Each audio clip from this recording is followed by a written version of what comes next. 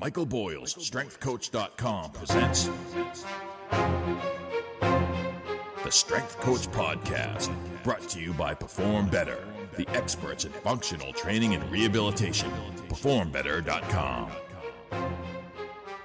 All right, hey everybody, welcome to episode 290 of the Strength Coach Podcast, the official podcast of Michael Boyle's StrengthCoach.com, the world's best source for strength and conditioning information, brought to you by Perform Better, the experts in functional training and rehabilitation. I'm your host, Anthony Renner. The show notes are located at my site, ContinueFit.com. It's also where you find out more about my book, Be Like the Best, and the Be Like the Best workbook.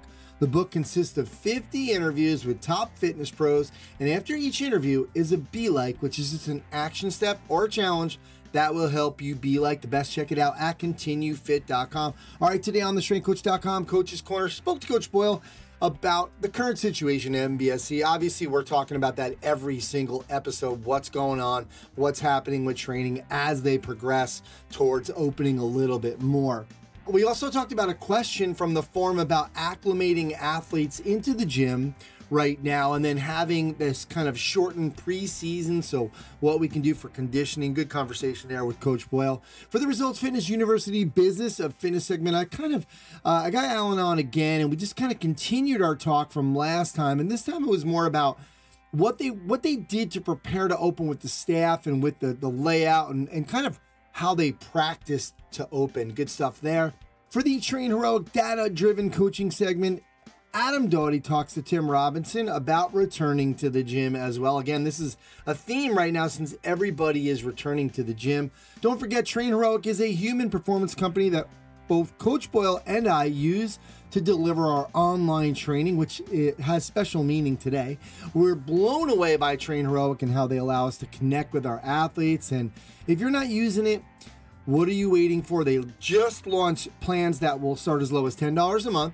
And they also have a free 14-day trial. And if you mention that I sent you, Coach Boyle and I will put a 4-week athlete development program in your account absolutely free. So go to trainerheroic.com, check out that free 14-day trial. All right, for the functional movement system segment, Eric DeGotti is on to talk about how to program corrective exercises, the why, what, when, and with who. For the Body by Boyle online.com, hit the gym with a strength coach segment, I have on Jon Goodman. That's what I was talking about before, why today's special, a little bit different with Train Heroic. You'll really understand why I want you to get it even more. Jon is the founder of the Personal Trainer Development Center, as well as the Online Trainer Academy. And we talked about how the pandemic has been a wake-up call for really the industry. Really good conversation just on that alone.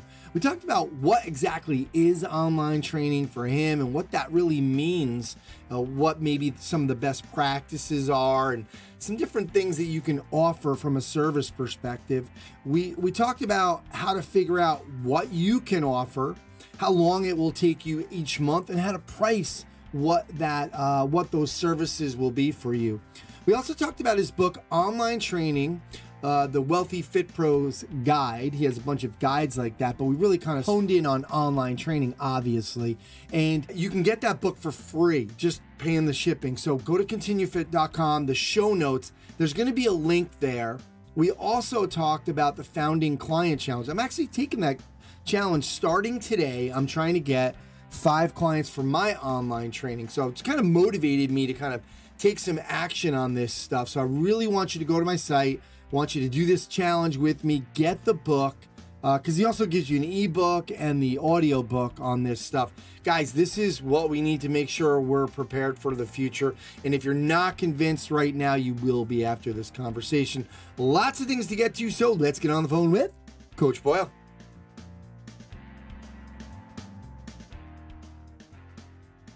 All right, now it's time for the StrengthCoach.com Coach's Corner with Coach Boyle. StrengthCoach.com, the world's best source for strength and conditioning information. You can try it out 3 days, just $1. You'll have access to all the articles, videos, and programs, as well as the best forum on the net. It's the only place to have full access to Coach Boyle. He's on every day. You can check it out at StrengthCoach.com. Coach, how you doing? Well, I will tell you, I will be doing better tomorrow if they announce that gyms are open. So that's we're supposed to find out tomorrow if we can open Monday. Oh, inside. really? Okay. Yeah. So yeah, they're making. What do they claim they're basing that on? Total bullshit, I think, is what they're basing it on. I honestly think they just want to slow roll things out. And so this is just, phase 3 was gyms. And the bad part is that there's stuff going on all over the country that's not going on. Massachusetts had 0 deaths today, the first time they've ever had 0 deaths since this whole mess started. But I'm worried that they may end up trying to delay us because of what's going on in the rest of the country, because I feel like they've been looking for reasons to drag this out as opposed to looking for reasons to move it forward. So let's say I'm cautiously optimistic about tomorrow. Yeah, we're in the same boat from the perspective. I feel like with gyms, he took gyms away out of phase 4. There is no phase 5, by the way. So he took gyms out of phase 4 for now, put them on delay. We were supposed to open our phase 4 in Westchester County and Long Island, July 6th and 7th. But phase 4 is still going to happen, but he took some out. So I just wish he would have delayed phase 4 and said, okay, we're going to delay it. Because we all knew each phase would take minimum 2 weeks. So if he would have just delayed phase 4 and said, we're going to have to wait, that would have been, okay, well, you said, that's what you said might happen. But now when you take an industry out of it, and I just think, gyms are like that little weak, hurt deer in the field that's just lying there with no protection, no nothing. And he can take it away from us because he didn't give it to us yet. So unfortunately, we're in that same boat. And so we have no direction. We have no clue when it could possibly open. He just actually took away indoor dining as well. And I think, like you said, it seems to be based on what's happening everywhere else, because New York has been steadily going down and it's been doing great in New York. But yeah, he decided to pull it away, for really reasons, the out of state reasons. So unfortunately, yeah, I mean, it's to me, the whole thing is like bizarro world in terms of there doesn't seem to be a rhyme or reason. And I keep going back. I keep getting myself in trouble because, one, I look at this and think health, and I've said, people have been listening to the podcast have heard me say it over and over again, but being healthy is one of the only true defenses that we have, not against getting coronavirus, but against getting really sick from coronavirus. So you would think that there would be a big push. Hey, we need to get everybody fitter, working out, improve their lung capacity, all of those things, because what we really want to do is decrease deaths. We don't want to decrease transmissions necessarily, as much as we don't want people dying. We don't want people on ventilators. We don't want people in intensive care, that kind of thing. But there's so much asymptomatic COVID that we see right now that I don't think we're going to be able to stop that. So that's a big part of the problem. Then I got in trouble because I retweeted a study that said that the CDC is showing the test that they're doing now, an antibody test, is showing that there may be 11 to 12 times the number of people they think have had coronavirus, because they're doing antibody testing and they're seeing way higher numbers than they thought. I printed that, or I retweeted it on Twitter, and people kind of came back at me like, I can't believe, this is a guy, because the guy who put it out there is sort of one of these anti-corona guys. But I went and I looked up the study, and the study was the CDC, and it did show 6 states showing 11 to 12 times, I guess the antibody reports versus the reported numbers in the samples that they looked at. But I just feel like sometimes there are people that want this to be bad, and I don't understand that part. Yeah, it is. It's interesting. I don't know. It's crazy just how divisive something like a mask can be, and people trying to get back to opening their business in terms of, I know people don't know what we do, and we've talked about that before. Alan has talked about it as well. They just don't know what we do. Somebody said, I was talking to a woman today. She was saying that in Westchester, she had reached out to her local officials about doing a workout in the park, because in New York, we can train outside up to 25 people starting July 6th. Now, the thing is that the official goes, listen, we don't want 30 people running around outside together doing exercise. And she was like, whoa, whoa, whoa. I just want to have 8 people. We're not doing any more than 8 people, and we're going to be able to do it safely. So people don't, they have this idea of we're in a room with, 3 inches away from each other and we're doing all this exercise. So it's just really frustrating. Well, I think it's frustrating because I think people see, the aerobics class model or, yoga class or something like that, a bunch of people in a room and think that's what we do. Or people see the kind of, Planet Fitness, Gold's Gym type model with treadmills all packed in next to each other in a space. And they think that's gyms. And they have no idea, like we're setting up. I'm in some ways, I'm so excited and about how we're doing what we're doing that I don't even want to throw it out there because I don't want to give people the idea because it's such a really good idea. And I'm not usually like that, but we're in a situation where, we're legitimately trying to save our business. That's where we're at. When you look at 24 Hour Fitness has already filed for bankruptcy. I think Boston Sports Club has already filed for bankruptcy. You're going to see, and I don't know if Planet Fitness, as big a company as it is, will be far behind because I don't see how those people can ever get it right in the type of environment that they have. Whereas I look at us and think, yes, I think we can get it right in terms of getting people in and out and being socially distant and not sharing equipment, doing the things that we need to do. I think we have the best chance. And I think anybody who's in that kind of micro gym environment has the best chance to actually pull this off. Yeah, agreed. Absolutely.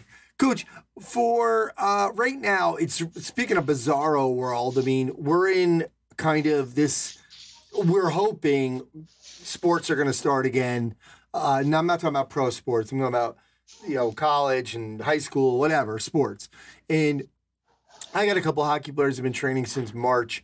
And it's been great because I killed them, and they worked their butts off. They just handed over the equipment. I lent them my equipment for the whole time. They both gained a bunch of weight. They're 16 years old. It was totally cheating. I told them they're never going to get this chance again where they're not on the ice. They don't have to really spend too much time at school. They were doing a little bit of online school. They're both just, I had them working out 4 days a week, doing splits. They gained weight. They got a lot stronger. And like you always say, they're 16 years old. It was like cheating, with these kids. And I told them, look, you're never going to get this opportunity. You're never going to not skate this much. You're never going to not have this opportunity to sleep this much. And they really followed it. It feels so good. So we're just going to go in now because they're going to start skating now a little bit more and doing some conditioning there. And so we're changing the workouts. But I want to talk. Somebody wrote conditioning in a 1-month preseason. They're going to do a 1-month preseason with soccer players. They're going to do 4 workouts a week, and they want to distribute the training outside the weight room. They want to do acceleration work 2 days a week and then 1 day of multi-directional with intervals. Talk to us about this thread a little bit, but also about how you're approaching moving forward with kind of athletes coming in not being really that prepared, and then you don't have that much time with them, really, to be honest with you, to prepare them for the next step. Well, one thing, and I had this conversation with somebody yesterday, we're pretty well prepared for that anyway, because that's what we do all the time. We're always seeing athletes who are coming out of their season who've had, multiple weeks off or have not done what they need, the same type of work they've done during the season. So that part's easy. I think when you look at the thread that this guy's putting up, I think it's really unusual in kind of a European soccer setting for somebody to say, okay, we're going to not be playing soccer for a short period of time. And I was sort of like, hey, you got them 4 days, get them running 4 days. For us, we're doing something every day, like on because of the social distancing and the things that we had to do, we're lifting Monday, Wednesday, Friday, and then we're doing speed work and conditioning Tuesday, Thursday, but we're also biking Monday, Wednesday, Friday. So our guys are conditioning 5 days a week, lifting 3, and then doing speed plyo and some additional conditioning on 2. So I think, and this was the conversation I had yesterday, so much of it is logistics. What is your logistical situation? What can you do? Because ultimately, I think everything comes down to what can you do. I think if you can do it, and we had this conversation, you said with the kids, you'd like them to just lift and not condition. I'm of a little different ilk, and we talked about that on another podcast. I like to keep the kids conditioning all the time, even if it's just a little bit, because I always feel like every little bit, literally, the old thing, every little bit helps. Yeah. So I just feel like there's the way that's going to be the best way to do this is going to be the way that works the best within the logistics of what you have. Like, we've gone the opposite way now because suddenly we're in a situation where now if you look at, say, like Mark and his friends, they're skating Monday, Wednesday morning, and then they're doing lacrosse Tuesday and Thursday evening. And during the rest of that time, then, Monday, Wednesday after they skate, they lift after. And Tuesday, Thursday, they're doing sprints and plyos in the morning and then going and playing lacrosse at night. So we're getting, now we've gone from not getting enough to getting 8, 9, 10 workouts in a week. And so I guess it's really a matter of, whether it's, we go back to like, the balance or spinning plates or whatever it is, trying to figure out how much is enough and how much is too much, and trying to balance that stuff out. Yeah, absolutely. And like you said, it is bizarro world though, because I feel like, they weren't skating, they weren't playing lacrosse, they weren't playing soccer, and now they're jumping into it. So there is that balance of kind of acclimating them into it as well. And to some degree, that means you have to do less. And I think that's the one thing, if you look there, and there was a lot of kind of Twitter chatter about that too, in terms of when you get these kids back. And that's why I forget who I was talking to yesterday, but I was having this exact conversation. And I said, for us, we're always going to start with some tempo stuff. We're always going to start with easy running. And not, we never, it's the same things we were saying, like we never jog, we never try to build mileage or those types of things, but we just, get them running, get them moving, get that sort of, 70 to 80% speed stuff done that we need to do. And then dose that in appropriately so you're not getting people hurt, so you're not overreaching, so you're not doing too much. And it's, oh God, I can't believe I can't think of who this conversation was with, but I was saying that, I know what it was. I did an article for The Athletic on, the guy was asking me about the NHL going back, and I had said one of the hardest things that's going to happen in the NHL going back is coaches resisting the urge to coach. I think it's so natural for coaches to think, oh man, I want, we got to get these guys going, we got to get after it, all that stuff, and realizing that no, we don't actually. What we need to do is be really moderate and really progressive and really controlled in what we're doing.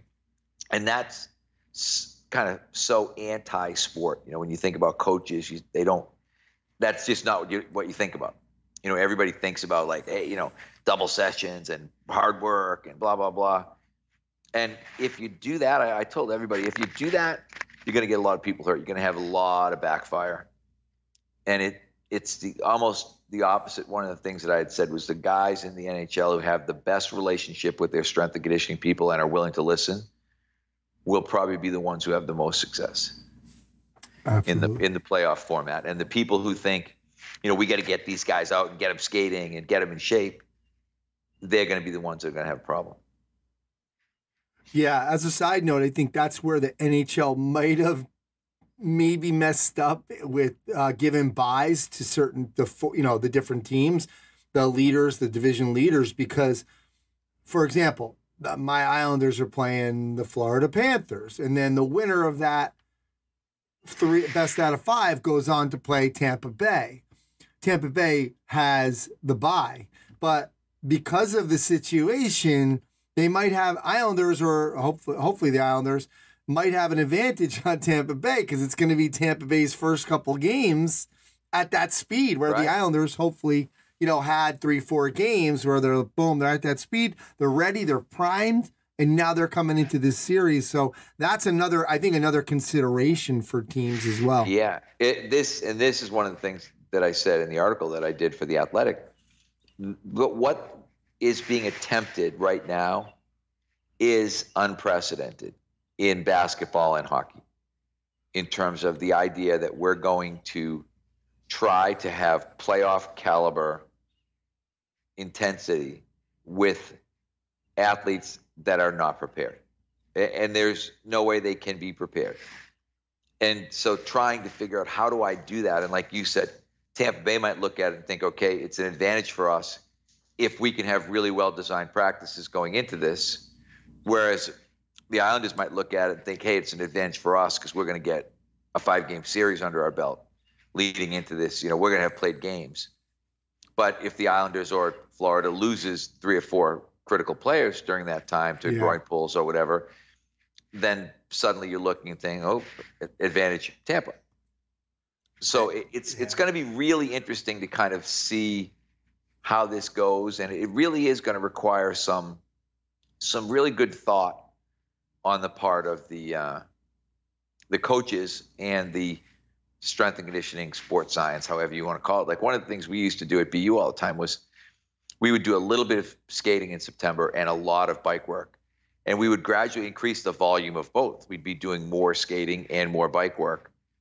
So we were pushing our volume. Our total volume was getting pushed up from a conditioning standpoint, but we were getting a gradual increase in skating, but we were getting a lot of what I would call kind of non-weight bearing, non-groin straining fitness work on the bike.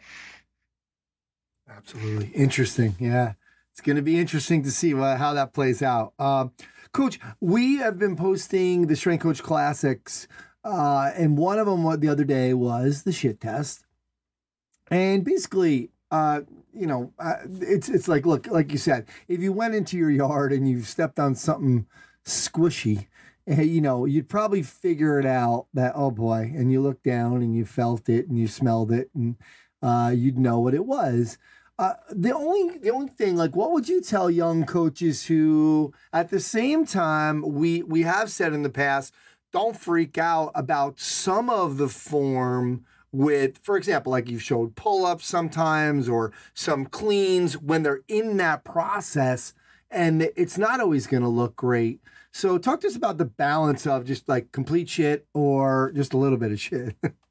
Well, I think it's really interesting because I guess what that article was really talking about was this sort of day-to-day what you see in your facility. And as you said, you're right. There are going to be, when you've got younger kids or people learning, you're going to have days where, okay, that doesn't look very good. But I think the real kind of essence of the article was that, hey, if it looks like shit, don't load it. Yeah. And that's the real big idea. If it looks like shit, clean it up before you load it. And that's probably, I have to go back and maybe reread that article to see, do I need to do a better job of getting that point across? Because we do understand that everything won't be perfect. But it's the same idea. Like, do you let somebody, if someone does a bad set, but they get the number of reps, I don't let them go up the next time. Like, I don't look and think, okay, that was shitty. We're going to do more weight next time. Yeah. A lot of times I look at it and think, hey, we got to repeat that next time and get it better. Maybe move the bar faster, move the bar slower, have better body positions, whatever it is. But let's try to do that again in a way that looks better than the way that it looked before. And I think that's really hard because we tend to quantify everything based on weight lifted. How much weight did you do? How many reps? And instead of kind of giving that maybe a style score at the same time and looking at it and thinking, hey, I might have given that, an A for effort and a D on style. Yeah. And I'm looking at it thinking, hey, I'll be really happy with 2 Bs, but I'm not going to be happy with an A and a D. And, I don't want, those were when I had my rowers. I know you had Blake on this episode too. My rowers were like that in terms of they were always A for effort, D for technique all the time. And it was always kind of like, hey, let's tone this down a little bit. You know, let's not try to give me the A for effort. How about you just give me like a B, maybe even a B minus, but we go for A on the technique board over here. Yeah. And so I think that's the way maybe you have to broach the whole thing in your own mind, is that you know, it goes back. I quote Kevin Larrabee about this all the time in terms of how shitty is too shitty. Do you know what I mean? Like, at what point do you think, okay, that is now, we've deemed that to be unacceptable. Whereas in other situations, you might look at it and think, hey, that's okay. It was acceptable. Not great, but acceptable. Absolutely. I think that's part of the art of coaching as well. You have to, you're going to have to put some time in and kind of get that eye. So it's definitely something that comes with experience as well. Yeah, I think there's no question that's exactly what I mean. I think we talk about that all the time in terms of that kind of art science balance, and looking at that and thinking, okay, how do we balance it? Because I mean, that is it. To me, that's the thing in terms of the whole thing in coaching, is that ability to balance the art and the science. And so you're not too far on one end, you're not too far on the other end, and you're always kind of, if we look at it from a scale standpoint, your scale is always in balance. Absolutely. Well, we'll leave the balance right now for next time. So, Coach, thanks for doing this, and we'll talk to you next time. All right. Thank you. I appreciate it.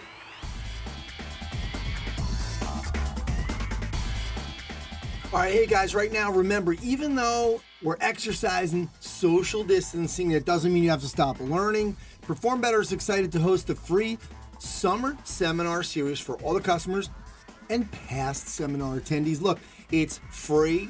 There's live presentations, 67 of them with top professionals in the industry, including me. I'm going August 24th. There's going to be Q&A sessions, all via Zoom.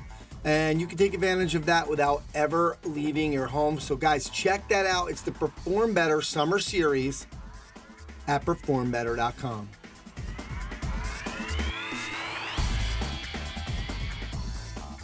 All right, now it's time for the Results Fitness University Business of Fitness segment. I know I said last time, Alan and I haven't been recording these together, but this time we did because I wanted to expand on some of the things he was talking about last episode. So if you haven't checked that out, definitely check that out. So Alan, thanks for coming on.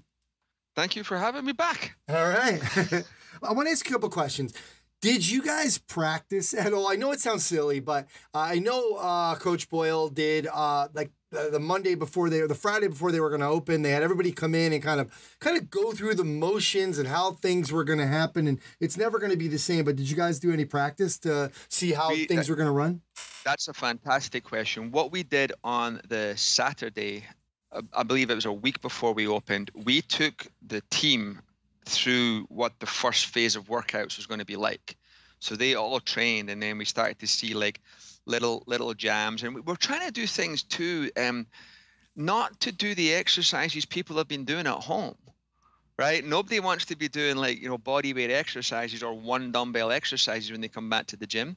Like, so that was a little part that we tweaked. Cool.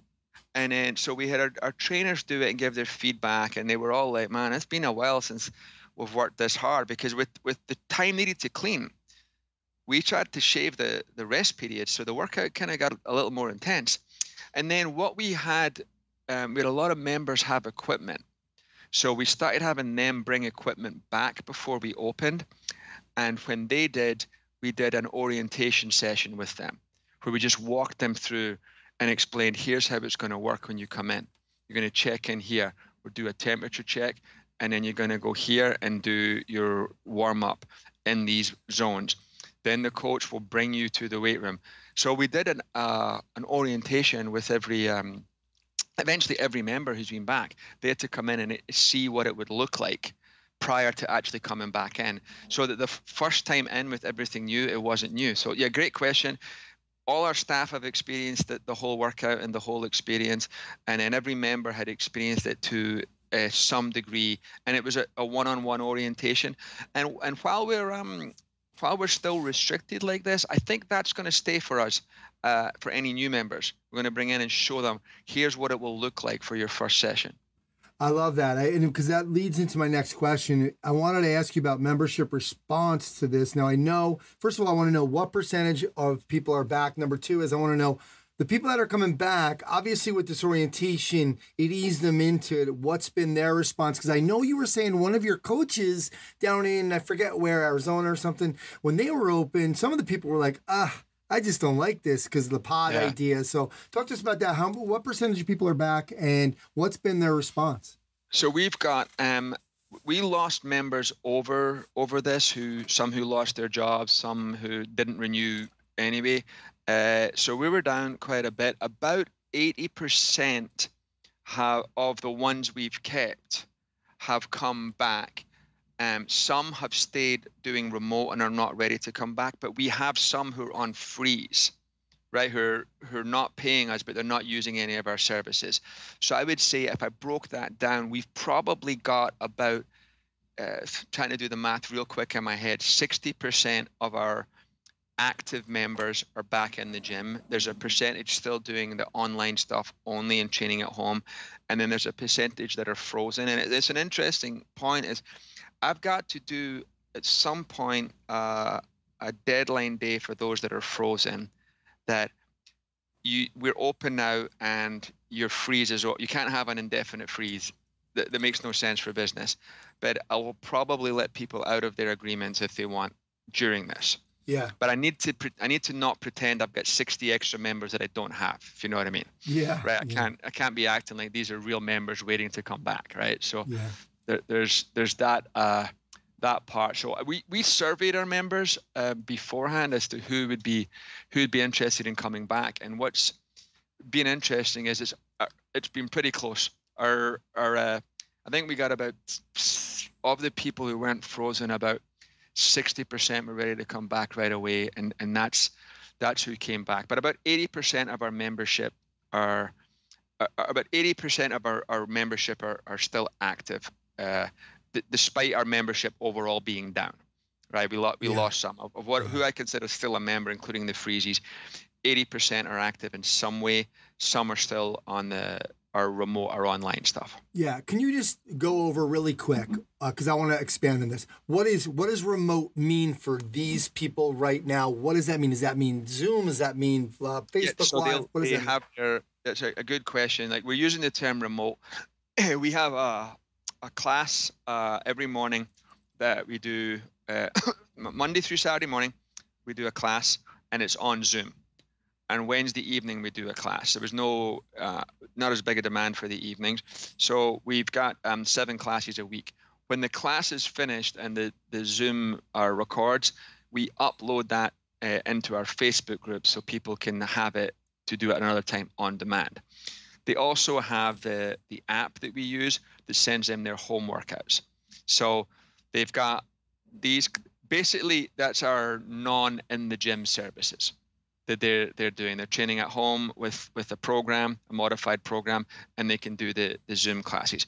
Right now, actually, the people who come in the gym, they can still do the online classes too, and they still have the app, although it's just a little more gym heavy in terms of equipment. Yeah. But I'll be on it. There's costs involved in delivering the online services that we will either discontinue it, or it will be a separate membership completely, or you can do a combination. What we can't do from a business model is just add these 7 classes that have 2 coaches in each one and pay 14 hours additional coaching for the same membership price. Alan, can you do this? Can you almost make them evergreen, which would be basically, okay, we're going to record these, and these are going to be almost like you're doing a program. Okay, we're going to record them, and here's Monday's recording, because I don't know what the percentage of people who are watching the recording versus who are coming in live, but can you still say at least take some of that time so the coaches now free up their time to maybe call in, have some accountability on Skype or something? So almost like, hey, we record the programs already for 3 weeks, a month, whatever. That's exactly the idea of putting them up in the Facebook group afterwards, is this on-demand training that they can do. You do lose the interaction when we do that. But right? can you still do like some kind of a Skype call with them like once a week? Yeah, because you're not spending that time. What we were doing while we were closed is that everybody got a Zoom call in addition to it. But it's just it'll all depend on the hours needed to supply that. Yeah. Right. Like that's it. That every hour my coaches are working they're going to be compensated for, and with 100 clients, there's how many people can we like really interact with on a Zoom call without doing multiple sessions. But anything that you can do to keep in contact with your people, I would like to just record the workouts and then have a coach play the workout and coach. It'll take a little bit of training, but it's I think remote training is here to stay, but most of the gyms just can't add it as no extra charge, right? Yeah. Like that's we've got to have it as a separate membership or something. But yeah, I think the pre-recorded workouts will be the future instead of it always being live.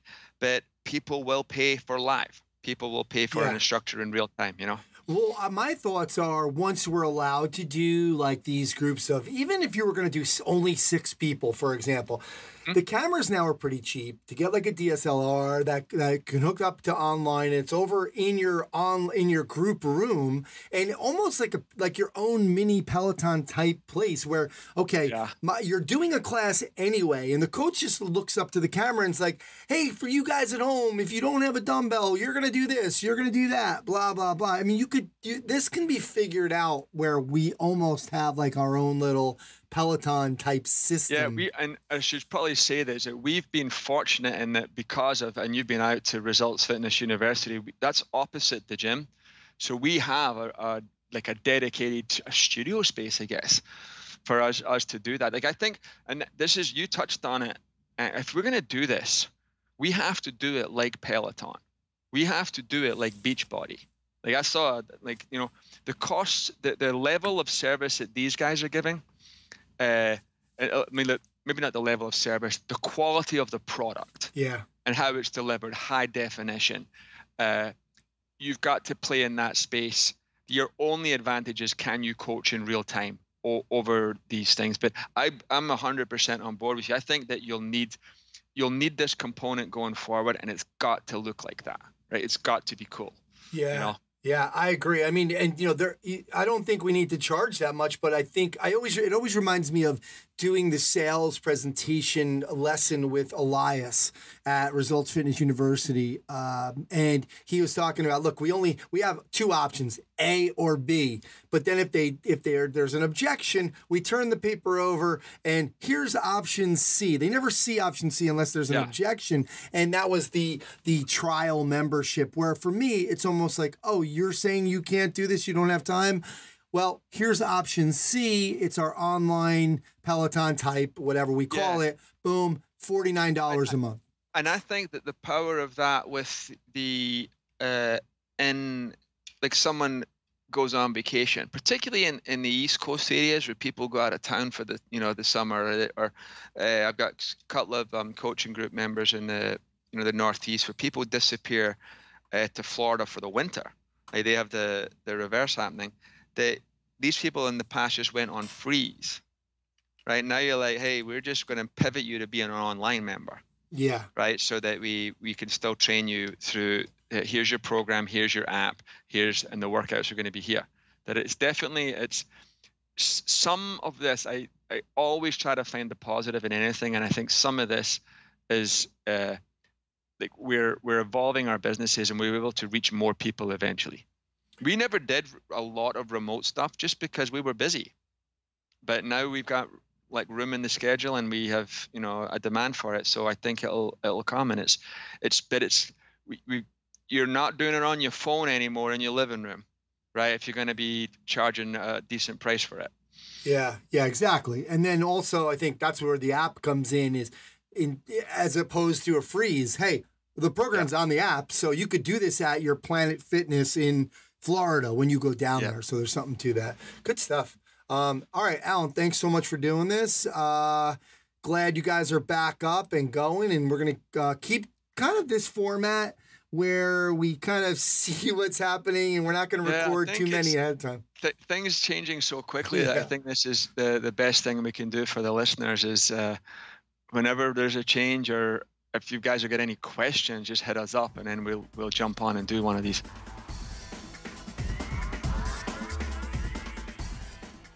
Welcome to the Functional Movement System segment. My name is Eric DeGatti, and today I'd like to talk about programming corrective exercise.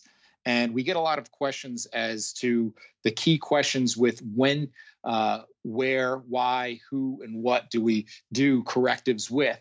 And so I'm going to start with, well, why are we doing this in the first place? Is we're doing a corrective exercise to address a specific dysfunction. And when we do that, we're not doing it to get good at the exercise. And we're not even necessarily looking to, quote unquote, correct anything.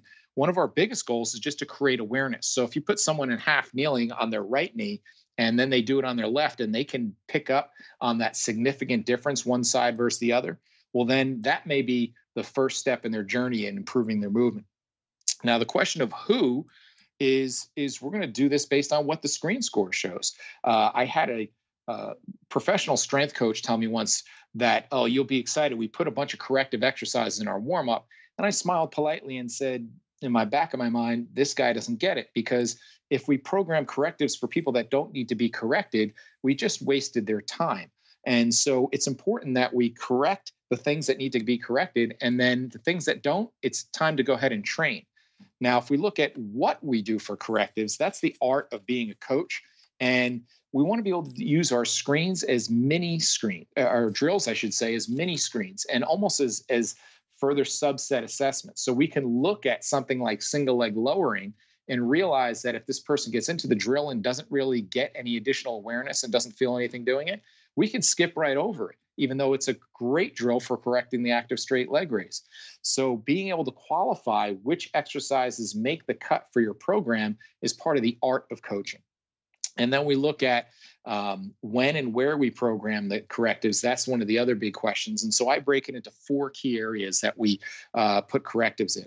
The first is having them do this on their own and take some ownership at home, because learning a new movement is learning a new habit. And that's very hard to do if we only have them do that in the 2 or 3 times that we see them in the gym. So I ask them to do 5 to 10 minutes every day of this movement. And if they can do it multiple times a day, the more they do it, the quicker it's going to become a habit, and the sooner we can move on from there. So being able to connect 2 or 3 drills that they can easily learn, and as well as need minimal to no equipment, is going to be the first thing I'm going to do, and having them do that at home and giving them some feedback loops that they can use with those exercises. So let's say if we're having them do a half Turkish get up and being able to hold a shoe, the bottom of their shoe on the top of their fist, or being able to do a quadruped, a bird dog type exercise with a water bottle across their lumbar spine, to give them feedback when they're doing it right and wrong, then they don't need as much external coaching. The other thing I tell them to look for is that it should first become equal, meaning we shouldn't notice a huge difference right to left, and then make it easy. If it's not equal, double the amount of reps on that tougher side until you can't notice a difference. Now, once they're doing this as a habit at home, we're going to reinforce that as part of their movement preparation, and our second step of using it kind of a individualized warm-up. And this could be a little bit more complex, and we could also make it somewhat specific to the training program for that day. So if we have certain movements we're going to look to address in their training, we can start to prep them for those movements and manage it to match where it's going to match up with whatever movement flaws we're looking to correct. The other way we put it in, and this is a great way to put it in, as a filler or a feeder. And what I mean by that is that it can be used as like a superset or compound set, where we may do a set of squats, and then we're going to work on shoulder mobility in between and doing some sideline rotations or some quadruped rotations as a filler in between sets. We can also use it as a feeder. So if we're starting to reintroduce overhead pressing, and we're now progressed to dynamic stability, and we're starting to carry over into strength, I might do a bottoms up hold or carry prior to doing the overhead press, just to help them get into good posture and position and use that as a feeder for their nervous system to set up that exercise. I also may be able to use the correctives as a replacement. So let's say someone is a 1 in their active straight leg raise, and we don't want them doing any hip hinging under load. And so everybody else in the group or team is doing kettlebell swings. I may put in a different corrective for them to do while everybody else is doing that as a temporary replacement. And as soon as we can get them back up to a 2 or higher in that leg raise, then we can start to reintroduce hip hinging and get them back in the general population and doing the more dynamic and loaded stuff. Last but not least, we can use it as a cool down, and it's a great reset for their nervous system after training to get them back into those positions and postures, and do that incorporating a lot of breathing. And we can do that with things like bretzels and adding correctives in at the end to reinforce good movement that we might have lost through the training. So that's just a couple different ways we can program correctives into your program. Just remember that we program for the right people with who, understand why we're doing the correctives with also understanding what we're going to do and picking the right drills for the right individual. And then the when and the where can be one of those 4 things of doing them as a home program, doing them as part of your movement prep, doing them as fillers or feeders, or even possibly replacements during your workout program, and then also reinforcing that during your cool down. That's it for today. My name is Eric DeGatti, and this has been the Functional Movement System segment. For more information, please check out functionalmovement.com. Hey, this is Adam. This is Tim. Welcome to the Train Heroic Data-Driven Coaching segment. Oh, yeah. So with gyms starting to reopen across the country in some places, people itching to get back in there and crush themselves, yeah. Tim and I thought we'd talk a bit about returning to the gym. Yeah, absolutely. So normally I'd phrase this, Adam, as returning to activity, right? We're kind of operating under the assumption that a lot of the folks who are listening today have been doing maybe even a baseline of activity, right? Some body weight movements, some cardiovascular stuff. Maybe you have kettlebells, light dumbbells, that type of thing. Not expecting everyone to be in there, throwing barbells around their apartment or their house. But, the real thing today is how do you transition from doing maybe this more minimalistic style training, as people have come to call it, into, maybe pushing heavier load in the weight room, something we've been used to before the whole thing set in. That's kind of where we start. And I think you got to ask yourself 3 questions as an athlete, as a coach. Where do I start? Why is this important? And what are my goals? Where do I want to go? If you can attack those 3 things, you're in a good spot. So maybe we take a step back, Adam, and where do you start when you're returning to the gym? Yeah, so I think we can generalize this a little bit, which is, if you think about it, if you do classic block periodization, for example, you start with higher volumes and work your way down to low. So you go low specificity toward higher specificity. And that specificity part makes sense, right? It's more general training and qualities to more specific ones. But the part about that may not work as well for you is, if you go back in right now and you try to do 5 by 12 on some movement, probably not going to have a good time. Yeah, it's funny you say that, because we've mentioned this before. It's that's how we've been taught. You come back from some time off or active rest, and you go into hypertrophy, and you're pushing some serious volume around, and the load increases over time. But is that really the best place to start? When you're coming off not doing that for a while. Does that make sense? Yeah, so it's coming at a time. Think about if you haven't been doing those specific movements and you haven't been training with heavy loads, you're just not accustomed probably to that type of workload in general, or those movements, right? So what a lot of times I'll do is, with people who are taking on, they're getting new movements, right? A fresh cycle of program, whatever. You can use an intro week. It doesn't take that many exposures to induce that repeated bout effect. Right. The other day I did 1 leg RDLs the first time in a while, and my glutes were super sore for a couple of days. And the next time I do them, it'll be probably a little bit sore, and then after that, it'll be fine, and I can push the volume on them however I want. Right. But yeah, if you go back in there and you try to go gung ho, even if you've been doing a whole lot of body weight squats and that kind of thing, which you did yourself some favors there, you haven't been doing the exact movement, right? And the movement itself, is going to make a difference. Yeah, and what you're doing is essentially just relearning. You're relearning that movement to an extent where you can do it a little bit more efficiently. and safely. And then, like Adam, you said, which kind of caught my attention, you were like a 1 week on-ramp. This doesn't have to be something that, you invest a month in or 6 weeks. It can be just enough dose that, your folks are primed and ready to roll once we get into some more working, quote unquote, cycles moving forward. So you don't have to invest the whole month of your training cycle to something like an on-ramp. Yeah. Now, if you're trying to do really high volumes, you might need to take, a couple of weeks, or it might be smart to start with 2 or 3 sets and add some volume until you get up to some level that you want to work at. Right. But yeah, just in terms of introducing new movements, it only takes a time or two and you'll be fine.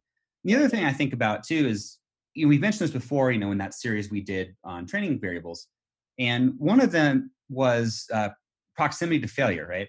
Ooh, and yeah. so, I definitely think that in this early stages of returning, you don't need to be close to failure, right? So you're going to be pretty sensitized because you haven't been doing these things, right? You haven't been doing this type of work.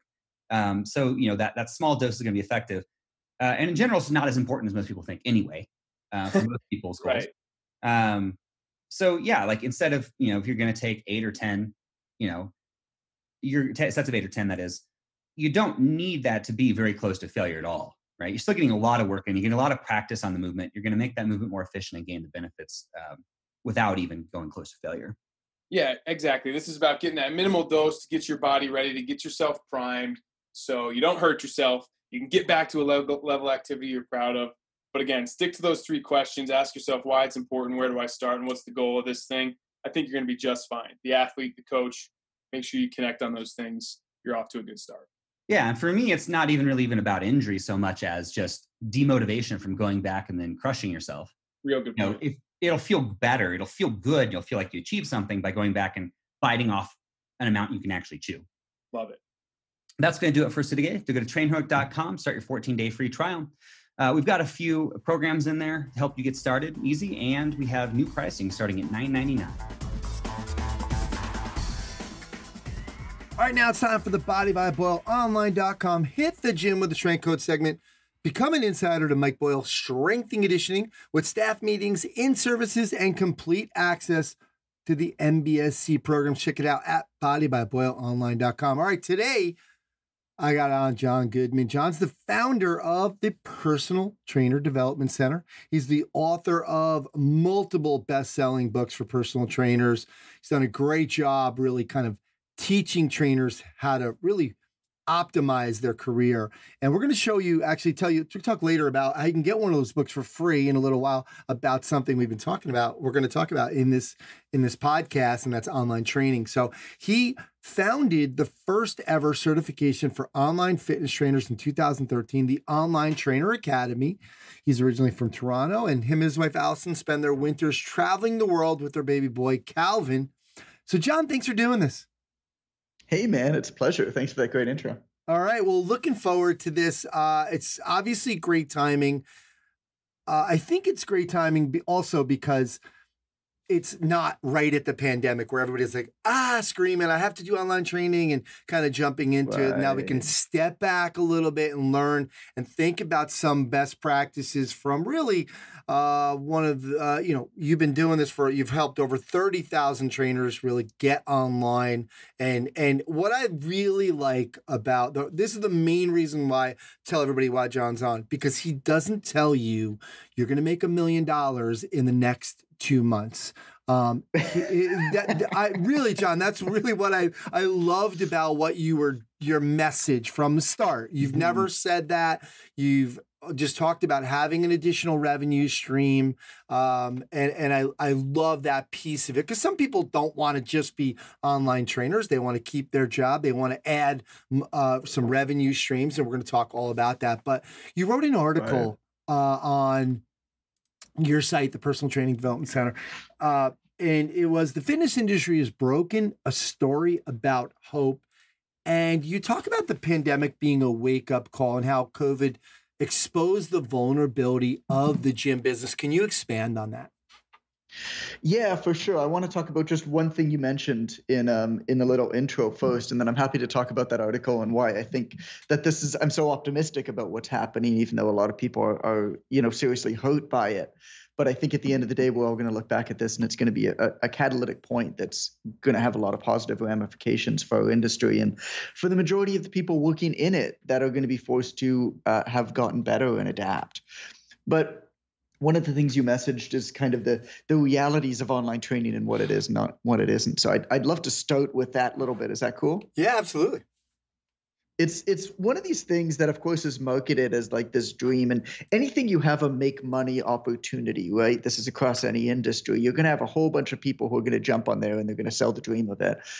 But what I really love about online training is, to me, it represents the next step in a fitness career. It represents either somebody being able to transition into fitness a lot easier.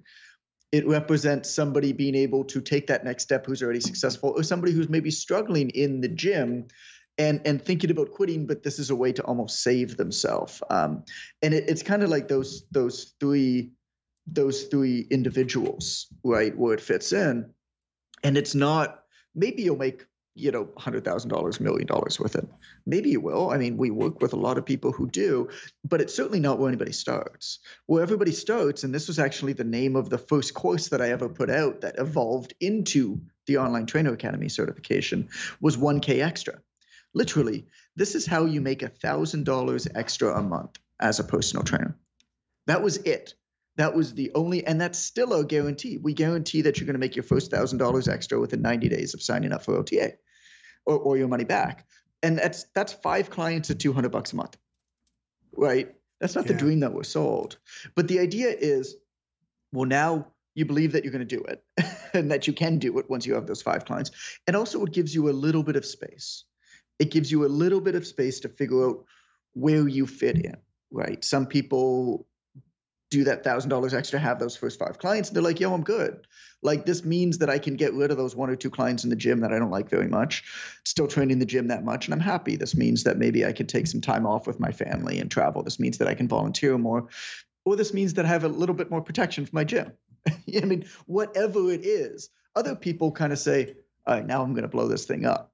But it all starts, you wouldn't have somebody do a single leg squat on a Bosu ball before you sit on a chair.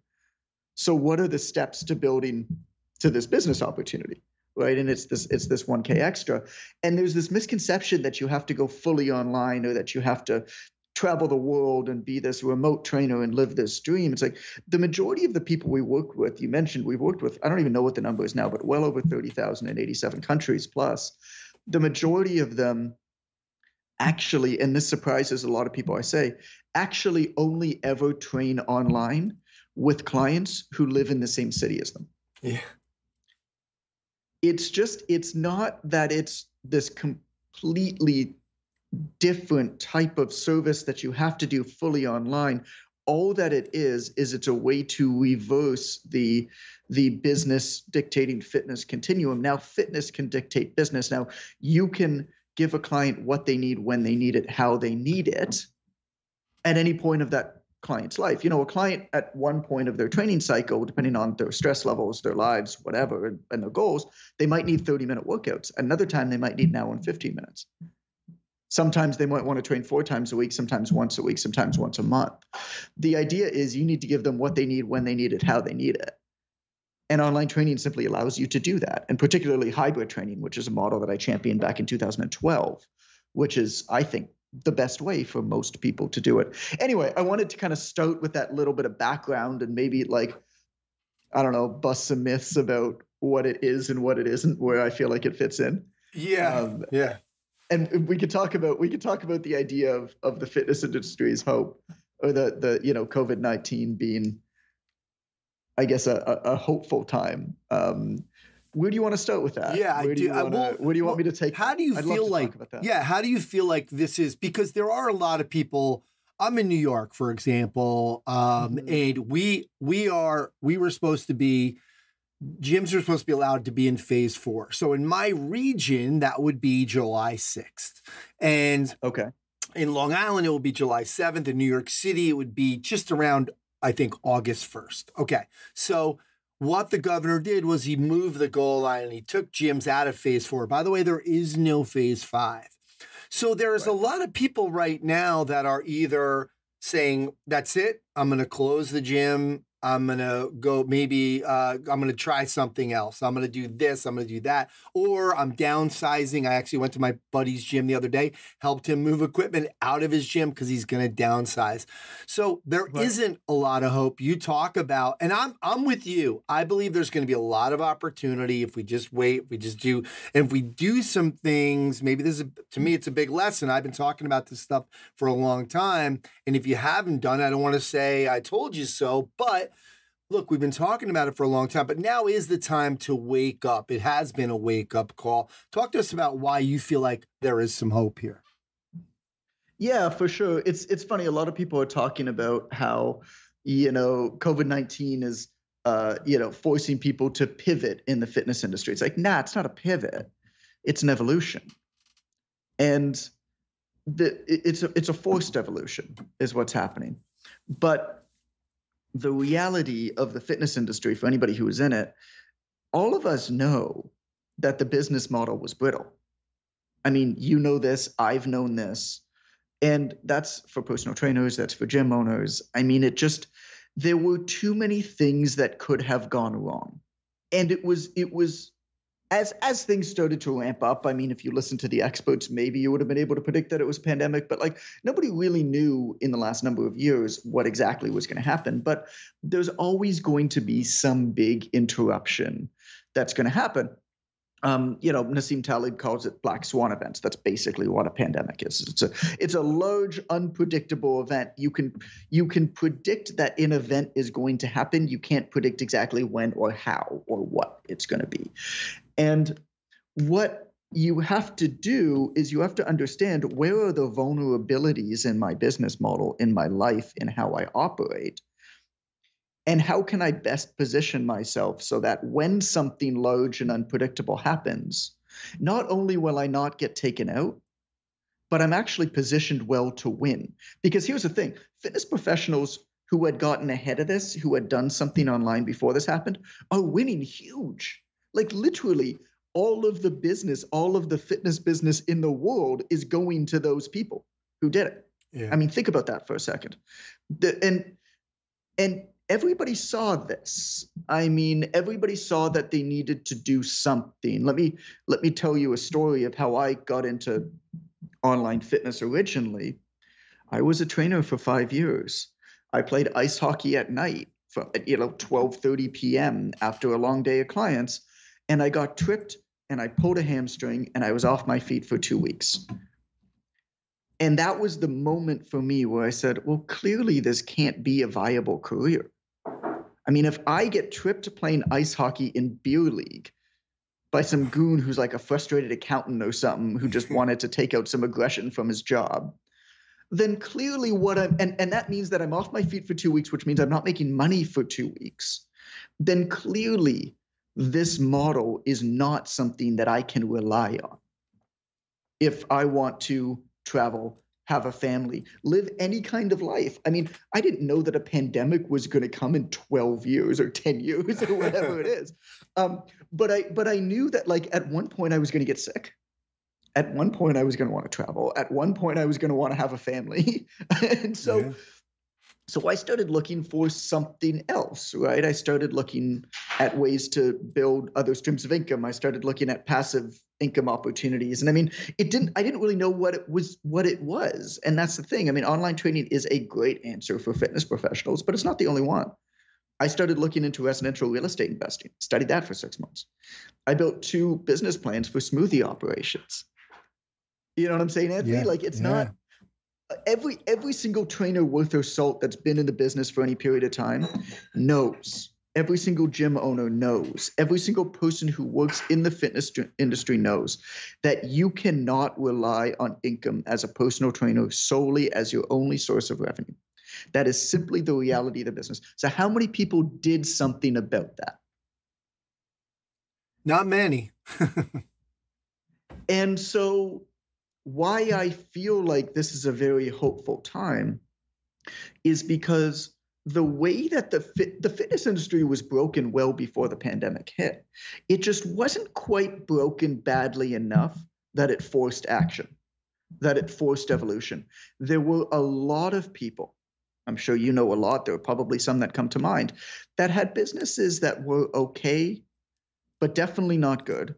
And they were worried about their future, and they were worried about something happening, and they were making enough money to do what they're doing, but it certainly wasn't something that they were going to retire off of. I mean, how many retired personal trainers do you know? Yeah, exactly. And so basically what COVID-19 has done is it's exposed the vulnerabilities of the industry, and it's broken apart a brittle business model and exposed people who I think all of them knew that something was wrong, but it wasn't quite bad, that were kind of gliding by. And it's forcing some sort of action. And I look at this as a very positive thing, but that's not to say that it's not going to hurt and it's not going to be painful. Evolution always is. There are a lot of very good people with not very good businesses that are seriously hurting right now. And that it's so painful to me because I know a lot of these people. But at the end of the day, I'm optimistic, and why to me this is a story of hope is because I know that they're going to come out of it better. And coming out of it better means one of two things. One might mean that maybe they shouldn't have been fitness business owners in the first place. And that is a very important realization to come to. The sexification, the glorification of entrepreneurship, of own your own business, of, live your own destiny. It's like, it ain't as good as people make it out to be. Like, owning a business is hard. It's supposed to be hard. And it's not for everybody. And you can still be very successful working for somebody else who owns their business. And I think a lot of people who probably shouldn't have run their own businesses are now not going to run a business and are going to work for somebody else and have much better lives and careers as a result. I think other people are now going to be forced to build in the necessary resiliency in their business. They're going to maybe put away more money. Like, I'm sorry, if you've been operating a business for a year or more, and you don't have 2 months operating expenses in your bank for a rainy day, like, you don't have a really good business. I mean, we can operate, like my business, we can operate for 2 years without making any revenue. Now, it's taken us a couple years, like some time to build it up, but all of these businesses that we've been shut down for 2 weeks, we need a bailout from the government. It's like, you don't, that's not a good business, right? So it will force people to be a lot more responsible financially and understand the finances of what they do much better. It will force them to build a much more resilient business structure. It will force them to build other streams of income, look at margins a lot more clearly, look at profit a lot more clearly. And I look at that as just saying, well, the result is basically the bottom half of the industry is kind of going to get knocked out. In addition, a lot of the big monopolizing players in the industry are the ones being hurt the most by this.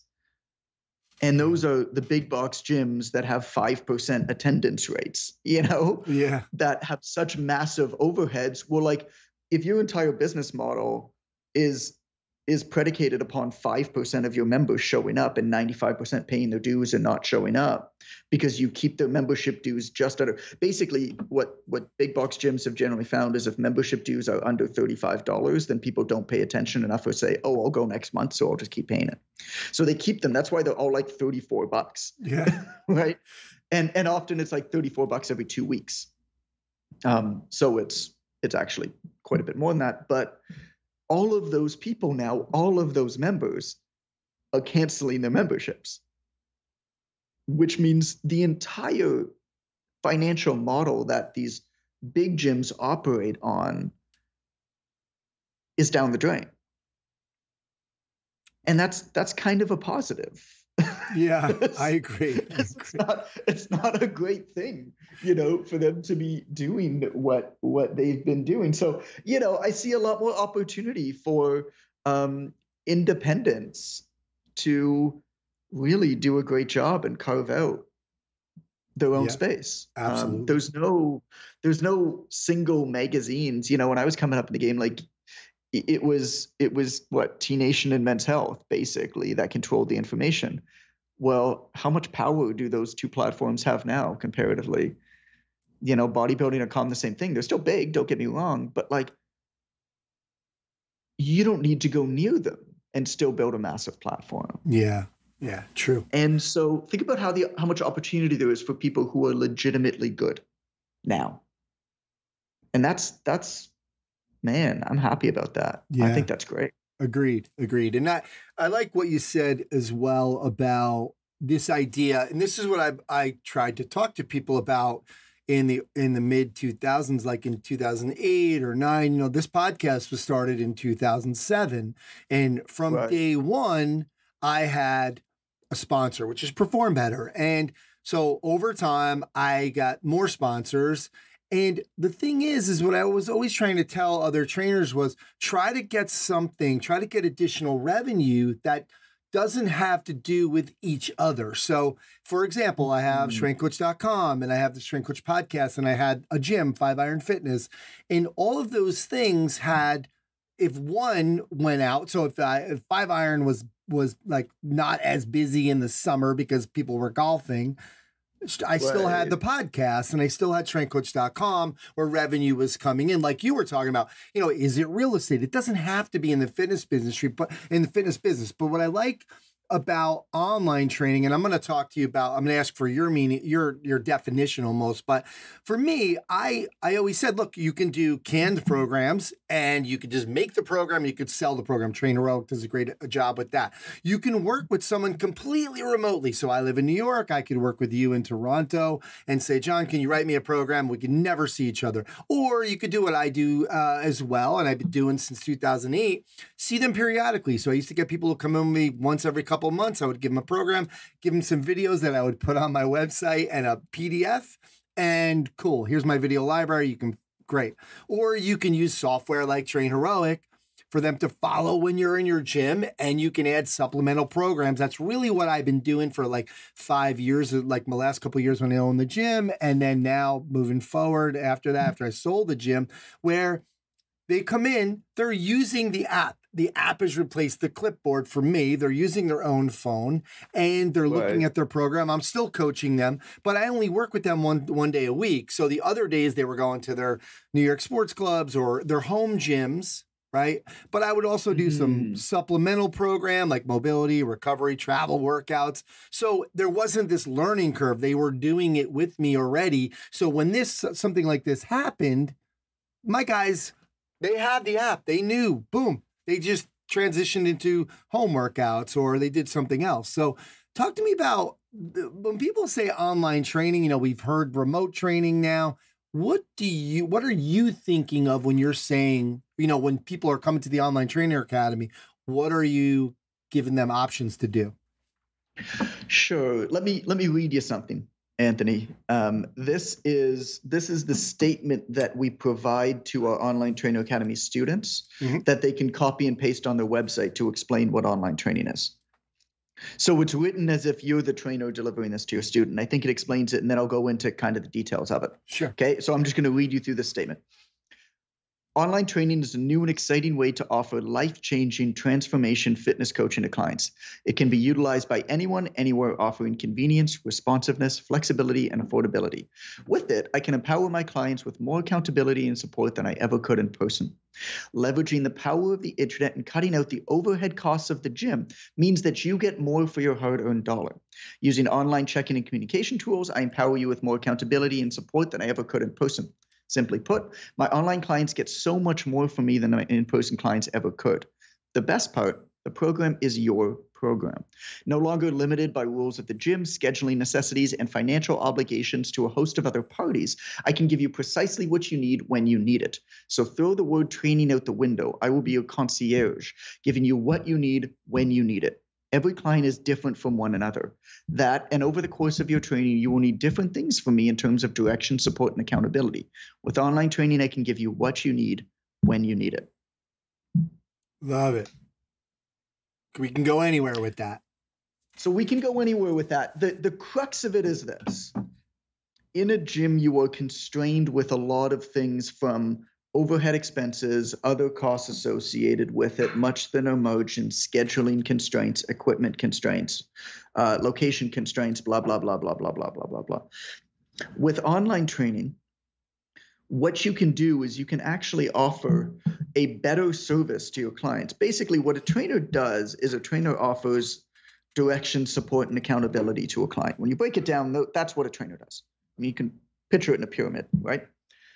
Well, what you can do with online is you can leverage technology and automation not to remove a coach, but to optimize a coach.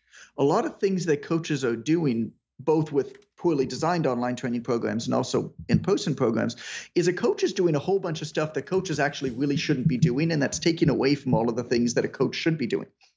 You know, a coach should individualize programs, should adjust and adapt programs based off of the data that they see, based off of empirical and observational data that they see. And then a coach should coach. A coach shouldn't need to remember to reach out to a client. A computer can do that better than the coach can. But once a client responds, then the coach kicks in and deals with it however they need to deal with it. The same thing with remembering to deliver programs or update, or like you said, with an app, I mean, charting progress, getting a client to fill it in, like that kind of stuff. That's not what a coach do, because a coach needs to show up and coach. That's what you're good at.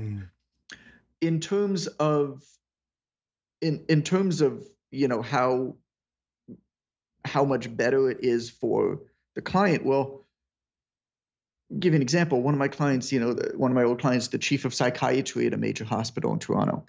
Do you really think that person needs another appointment that they have to show up at 4:30 p.m. on Tuesday and Thursday on the dot?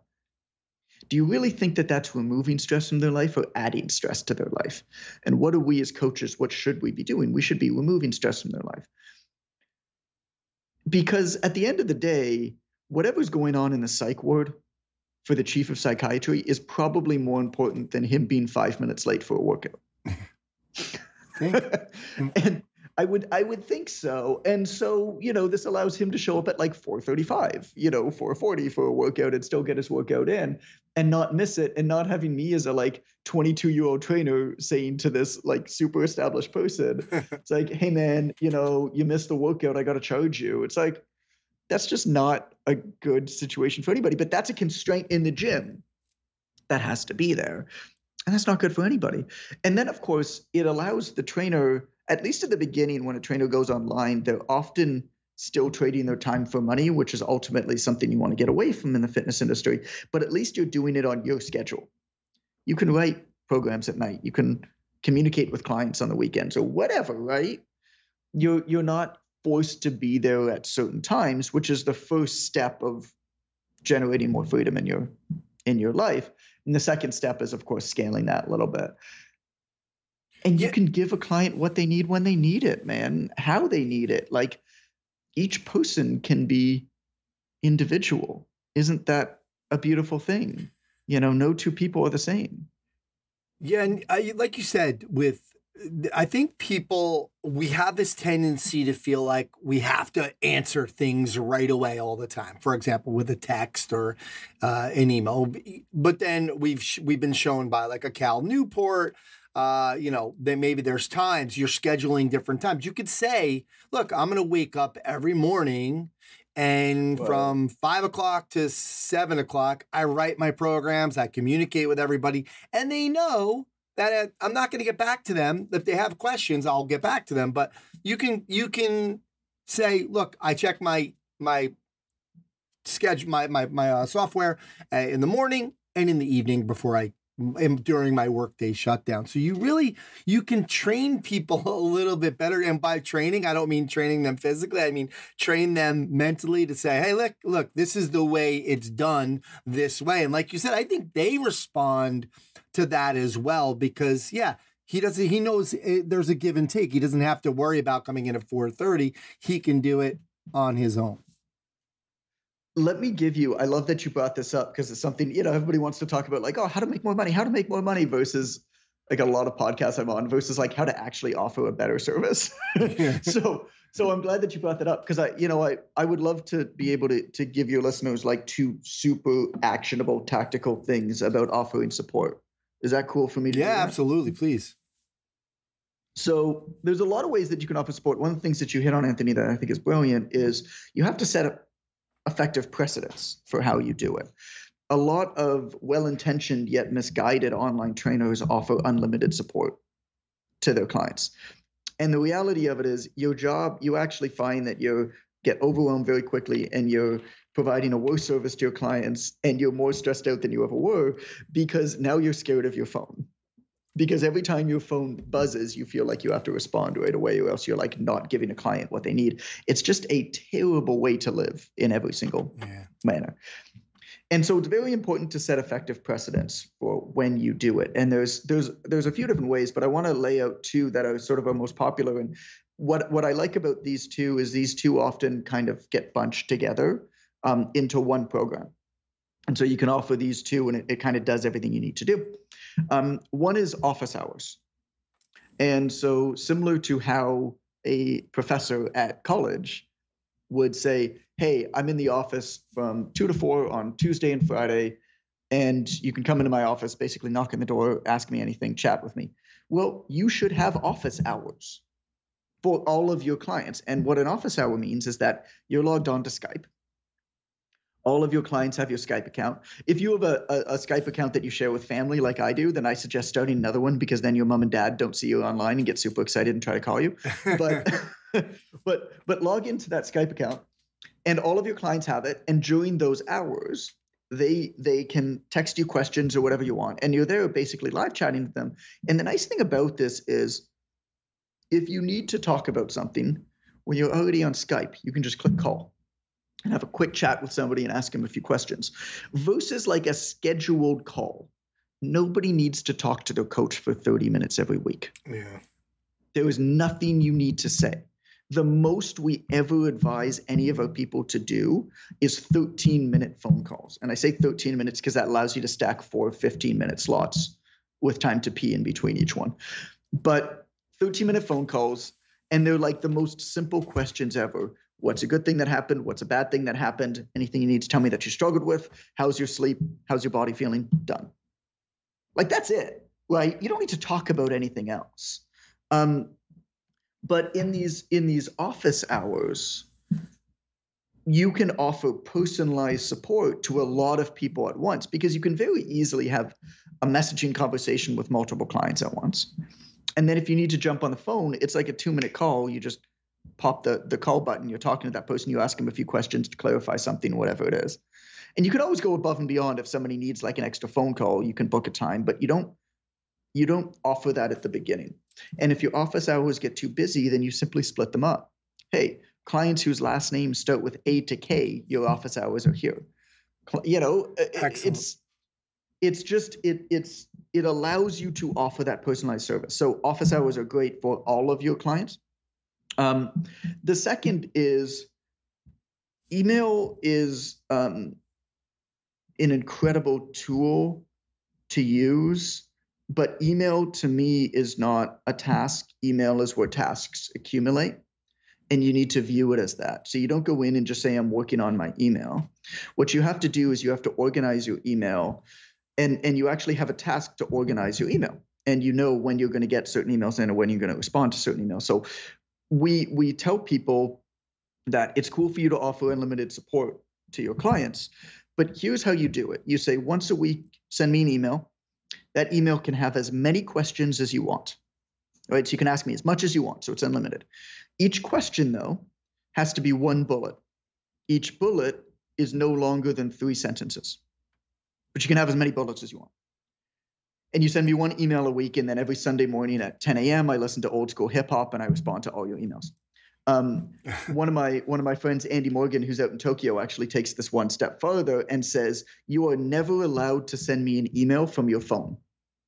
Every email that you send me has to be from your computer, because he's just found that basically people communicate like Neanderthals when they use their phones, but when they use their computers, they become a lot more intelligent. Yeah.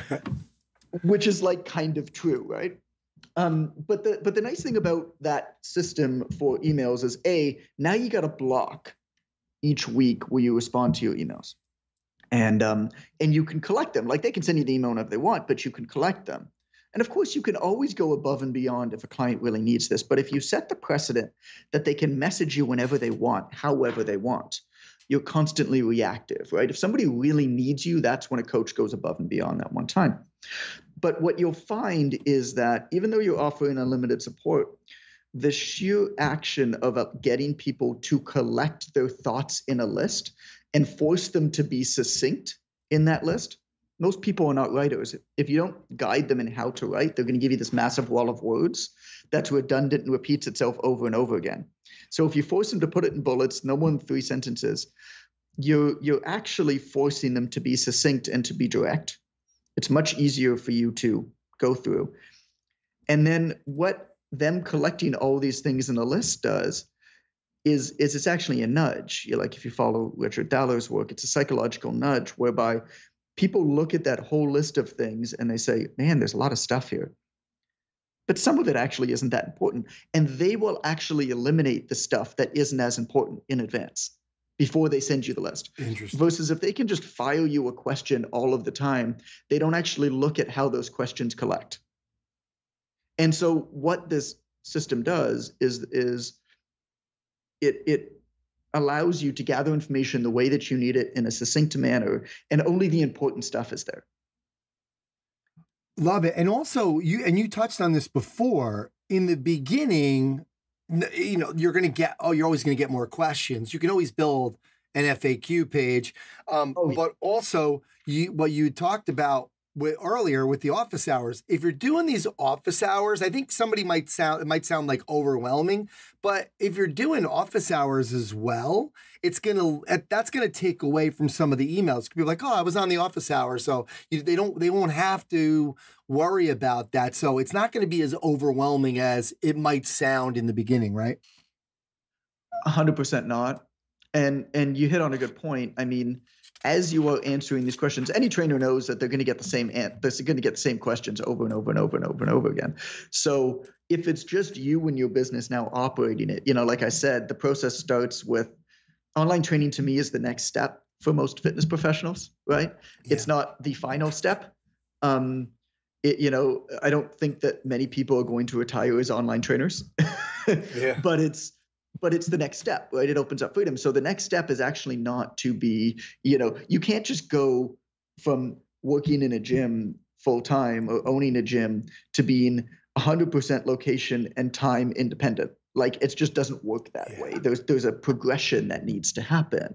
And so the first step of the progression is, I'm still kind of trading time for money. Maybe it's a little bit scaled, but I'm still kind of trading, but I'm doing it on my own time. The next step beyond that is, of course, to begin delegating and to begin scaling that. And the best way to do that is to begin to eliminate a lot of the administrative type tasks. And some of those are basic question and answer. So as you are going through these emails and this office hour type stuff, create really good templates for answers and responses. And you can do 2 things in there. One is you can actually deliver those now as you get them to new clients when they join, so they don't ask the same questions because they already have the answers. And then you can empower somebody who you bring onto your team. You never bring on like a virtual assistant full time from day one, right? You bring them on for 5 hours, then for 10 hours, then for 20 hours, or the same thing with a new coach. You systematically build them up over time as you build the processes with them. But it's going to be much, much faster if you already have some of these processes built out because you've been doing all the stuff by yourself. So you got to kind of build your operations as you go. And one of the best ways to do it is to your point, Anthony, like as you're answering these questions, as you are organizing these office hours, as you're putting together these materials of how you're going to run your business, write them down in a way that somebody else could follow it for you that isn't you, in a way that is still true to you and your business and how you do things. And that will help you begin the process of systematically stepping away from aspects of your business, which of course then turns into you working on your business, not working in your business, which is, how you build a business that allows you to travel, to see the world, to volunteer, to be with your family. I mean, all of these things, to work out more yourself. Like something that I wrote in an article a couple weeks ago that hasn't been published yet, but it's one of my favorite lines I've ever written is I used to love working out until I started working in a gym. Yeah. Well, it's just this, it's just like, how common is that? Like I loved exercise until I worked in a gym. Jon, I'll tell you another line, my line, if you want to use in your article, you can. I was never in I was never in as good a shape until I sold my gym. So in 2016, right. I sold my gym. I turned 50 in 2017. So I sold it in December of 2016. I weighed like 220. I took a trip to Denmark with my wife's family. And I was like, oh my God, this is ridiculous. And got into like ridiculous shape by April. The best shape of my life at 50 years old. But I had to sell my gym to get in shape. So there you go. I'm right there with you. You're a testament to it. There you go. You proof to the pudding. Jon, man, like that's how it works, right? Yes, absolutely. Jon, let's talk a little bit about I want you to just kind of give the philosophy in terms of pricing. I know you had a good quote on Instagram. The less you charge, the more you get taken advantage of. And I think people have asked this question on strengthcoach.com a lot is, what are people charging for, especially over the last couple of months, what are people charging for their online programs, et cetera, with their clients? Because I think people get confused. They think that they're not doing as much work, but again, it is. If we follow Jon's system here, it's going to be a lot less work than you thought. But Jon, talk to us about your philosophy on pricing. I want to talk to you about my philosophy on how to ask good questions and how to gather information that's useful for your business first. Because something that you said there is something we see very common across our platforms as well. And it sounds like you do. Hey, what are you guys charging? Yeah. Why does it matter what anybody else is charging? Their business isn't your business. You're not compared to them in any way. You live 500 miles away from them. This person's in Europe, you're in North America. It's completely irrelevant what they're charging. Even somebody who lives next door to you with online coaching has a different clientele and a different market and a different program than you. It's not like somebody is going to walk into 3 gyms in the same neighborhood and inquire about their prices and join the one that's the best. That's not how it works. So, hey, what are you guys charging? What's everybody else charging? It's just a question that should never be asked because it's completely irrelevant to you. And also, online training is very new. There's no precedence. Unless you learn from somebody like us, and I'll tell you how we teach people to price, but unless you learn from somebody like us who's worked with 30,000 people for the last 8 years, most people are brand new to it, which means that they have no data. Most people actually collect no data in their companies, so they have no idea what works or what doesn't work anyway. And you have no idea whether the people that you're asking advice from are any good. Like you simply don't know. I mean, why are you asking in a blind forum with knowing nothing else about any of those other people in that forum about how they operate their business when you have no idea what their business is? It's completely irrelevant. All that you're going to do is you're going to hear from people who just like participating in communities. I mean, yeah, it reminds me of the Rodney Dangerfield movie Back to School, when he's buying books with his kid, and the son buys used books, and he goes, "What are you buying used books for? We got the money." And he said, "Oh, people underlined, they already highlighted what's important." He's like, "How do you know they're not maniacs?" So it's the same thing. They're not idiots that are underlining that book. Exactly. Well, 100%. Like, how do you know? You know nothing about them. So if you are going to ask advice or value advice or guidance from anybody, you have to identify measures of believability from those people. And honestly, in the online training world, it's very, very difficult to do that. But measures of believability generally is A, do you actually know that this person is successful? Like, have you seen any proof? Because I can tell you a lot of people who look like they're successful on Instagram wait tables on weekends to make ends meet. I know some of them. Yeah. So do do they have a business and also have a life that you believe that you would like to emulate? Are they in a place that you would like to be? If you want a business that has lots of freedom and flexibility, do you want somebody who's overworked and has a divorce from their loved one and a estranged relationship with their kid, and they haven't taken a day off in the last 3 years? Is that the kind of life you want? Well, if it is, great, but if it isn't, you probably shouldn't copy that person who looks like they do that, who's stressing hustle all the time. But then the other is, have they done what you want to do successfully in a minimum of 2 different situations and circumstances? Minimum of 2, probably 3 or 4. Because just because something works for somebody doesn't mean it's necessarily going to work for you. It doesn't mean that there are any foundational principles that can carry over for you. You have to, if somebody has done something that works multiple ways in multiple situations, there's probably some principles you could take from that you can make use of, but not just one thing. And it's almost never what they do that matters. It's the why behind what they do. It's the foundation behind what they do. And so I'll give you the foundation of how to price your training effectively.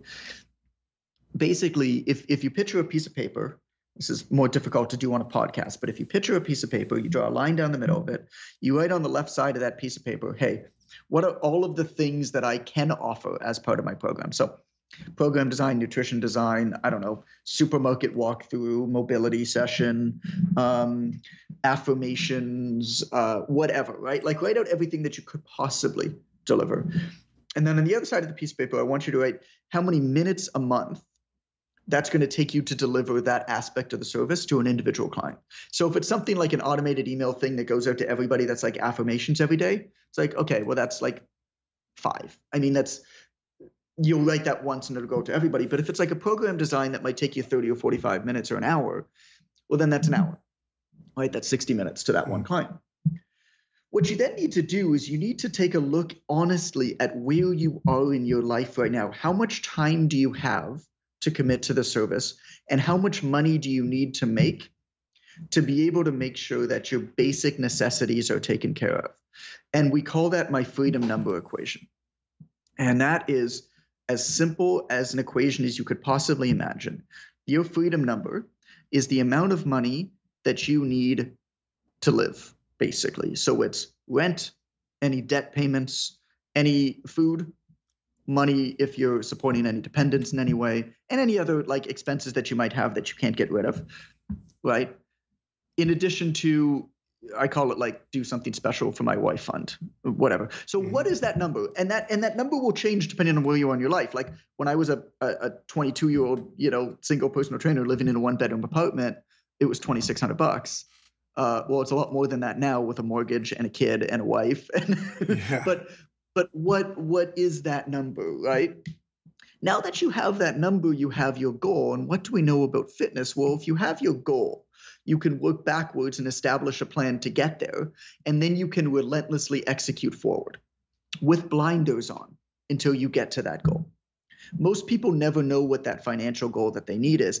And you're hitting your freedom number is the first step. And the reason for that is quite simple, is that if you know how much money you need, a lot of the reason why we fear things is because we don't understand and we don't define them. And if we can define what the problem is, we actually fear less. Our brain does a very good job at making us fear things without actually understanding what that is. And when you actually define the problem, you realize that there's much less to fear about than how scared you actually get. As weird as that sounds. Yeah. Seneca once said, if you wish to stave off all fear, imagine that the worst that can happen most definitely will happen. Because if you actually think about and identify the worst case scenario, it's often actually pretty acceptable in whatever you're doing. Yeah. And you're not scared to take action. And so once you know what that number is, then you execute forward. So then the second part of this freedom number equation is, okay, I know what number I need to hit. How much money am I making doing stuff that I would do, either that I'm making passively or that I would do until, the day I die, even if I didn't need money. And that might be like, I'm still going to train 10 clients an hour in the gym. Or I have these investments that kick off a little bit of whatever, right? That number might be 0. That number might be a lot. That number might even be more than your freedom number, right? Which is totally cool. But the difference of that is what you have to make up with online training in order to become free, as we call it. And so if the difference of that is $4,000, let's say, then you say, how many hours a week do I have to work on this online training business? And be honest, it might not be very much, but you need to know what that number is. So if you have, let's say, 20 hours a week to work on your online training business, while your kid's napping, in between clients, whatever it is, well then, if you know you need to make 20 hours a month. If you know you need to make $4,000 a month, and you need, and you only have 20 hours, well, then the calculation becomes pretty clear, isn't it? How much you need to make per hour with online training. 4,000 divided by 200. Well, that's pretty cool, because now you need 20 clients paying you $200 a month. So then your only job is to get 20 clients paying you $200 a month. And then you can start playing around with the numbers a bit, because then you can say, okay, well, based off of what I need to offer, I know how much each of these different things is going to take me, how much time each of these different things is going to take me each month to deliver. You can begin putting them together in packages. Look how many minutes it's going to take you. Look at how many minutes you have to deliver the service and how much money you need to make. And you can calculate very quickly how much you need to charge per package based off of that and how many clients you need. And then that becomes your only job, is to get those clients. You don't need to post on social media all of the time. You don't need to do all this. Basically, you need to pound the pavement and do everything you need to get these clients. And so, you can do that calculation yourself. In the Online Trainer Academy, we have like this really, really cool calculator that allows you to plug in all the numbers and basically work out exactly what you need to charge, how many clients, and then you can adjust the numbers and see how it changes. You're like, I want to charge $50 more. Okay, I need 2 fewer clients. Love it. And the beautiful part about that is, once you do that calculation, you know how many clients you need to get at what price. You are crystal clear in your vision. There was, I'll tell you a story about Sarah, who came up to me. I was speaking at the ACSM event in San Diego, and she came up to me outside the event after I spoke.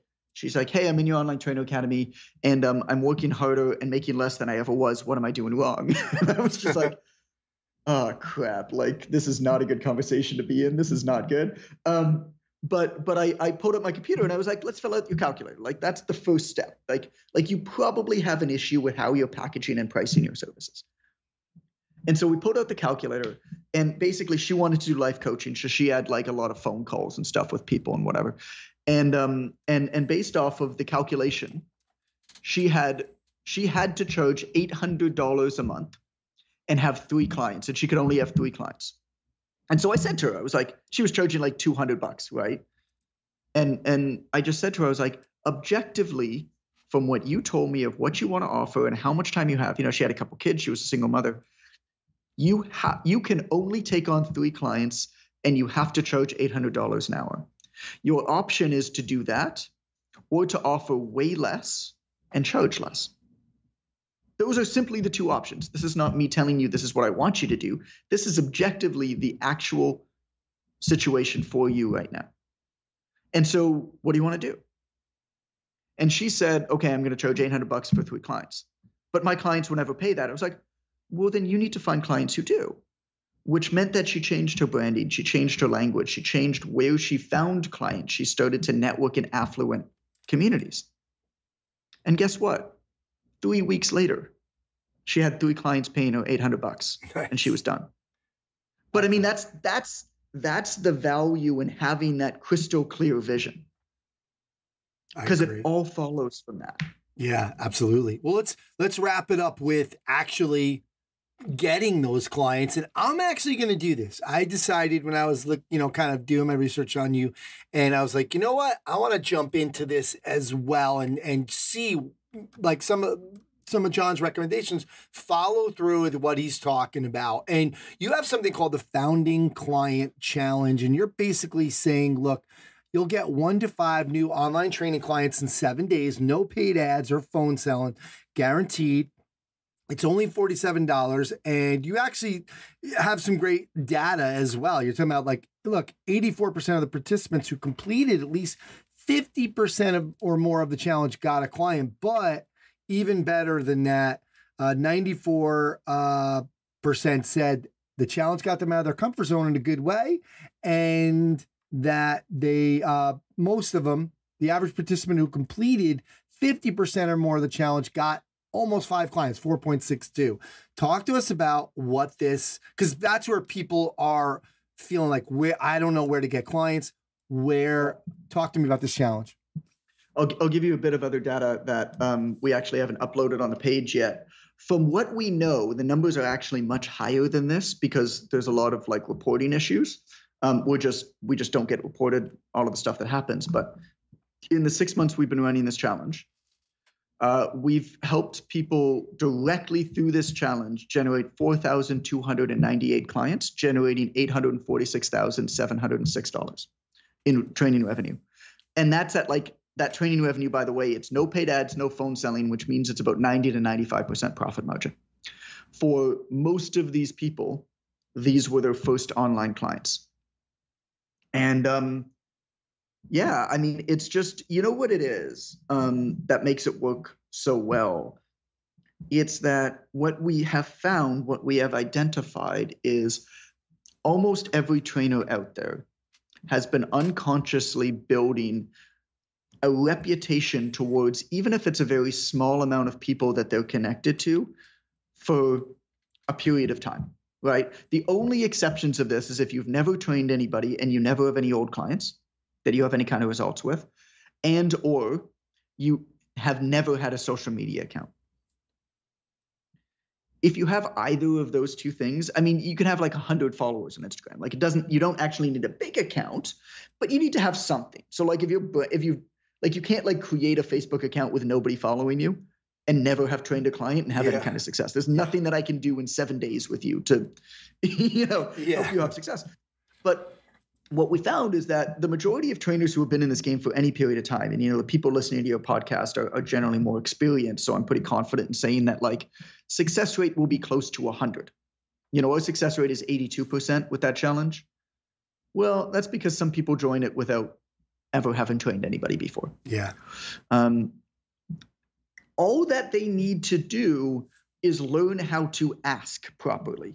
Literally, you need to understand it. All that we do is we guide you with scripts. I mean, fill in the blank scripts of how to make what's called a compelling offer. You just have to ask properly. That's literally it. And Anthony, like I'd be happy for anybody who wants to do it to do the actual challenge with us, and we'll guide you through it. It's a facilitated 7-day process. Our coaches are in there, but we have a manual walking through it. But if you want to share a YouTube video where I walk through the entire thing so that somebody can actually do it themselves, I'll share the video with you. It's, cool. It's like 15, 20 minutes long. That way, like if you can afford it and you want somebody to, a coach to work with you, to facilitate this with you, to guide you, to answer your questions, it's $47. We guarantee you'll get at least one client at $197. So that's like a 4x return on your money. But even then, I get it. If you don't trust me enough to invest or can't invest or whatever it is right now, follow the YouTube video and do it yourself. Everything's there for you, right? And it's just a matter of like asking for the sale properly, honestly, and putting that message out on your social media and emailing your old clients about it. And because if you can articulate and communicate the benefits of online training effectively in a way that benefits the client, not for you. I mean, I'm talking about how it's beneficial for the trainer, but if you can communicate it how it's beneficial for the client, it's actually a pretty compelling offer and compelling sale. And so we just teach you how to do that basically, and we build it for you. And then we just give you a very quick conversion script for DMs and Facebook and Instagram. And it seems magical, but it's actually I get a lot of credit for it, but it's actually pretty basic. Very cool. So I feel a little bit guilty getting all the credit for it. All right. Well, I'm going to do the challenge, and we're going to have a link for that on my page for the YouTube video. And I just wanted to mention, I told everybody we give you an opportunity to get Jon's book free with just shipping. Jon, just tell us really quickly. It's the Wealthy Fit Pro's Guide to Online Training. They can get it free. Tell us a little bit about that book.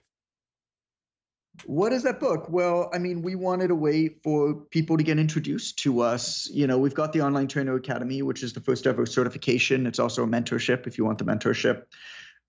You know, that's the whole shebang. You know, that's, if people are really serious about it, then they're going to go on that journey with us. But similar to the YouTube video with the Founding Client Challenge, you know, we want a way to help people who may not be ready to go on that full journey with us. And so my head coach and I put this book together with our team. And if you know anything about us, we take publishing very seriously. So, I mean, we've got some of the best editorial team in the industry. So it's not one of these crappy, like little self-published ebooks. It's a real paperback book. There's an audio book. There's an ebook as well. And it's just the nuts and bolts of what you need to think about when you're building an online training business and what the pieces are, those foundational principles that are really important. It's not sexy.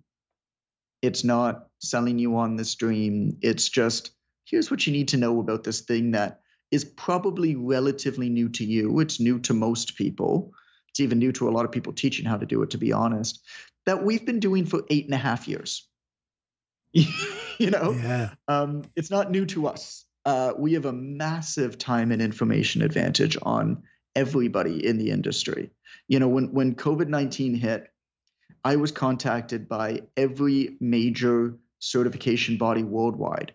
We had talks with NASM, ISSA, ACE. We had talks with a couple of the major companies in Europe, the 2 major companies in Australia, like Southeast Asia is already, I mean, basically all across Southeast Asia, there's already like a license we sell for a curriculum. And it's because we literally have the only serious curriculum about online training that exists.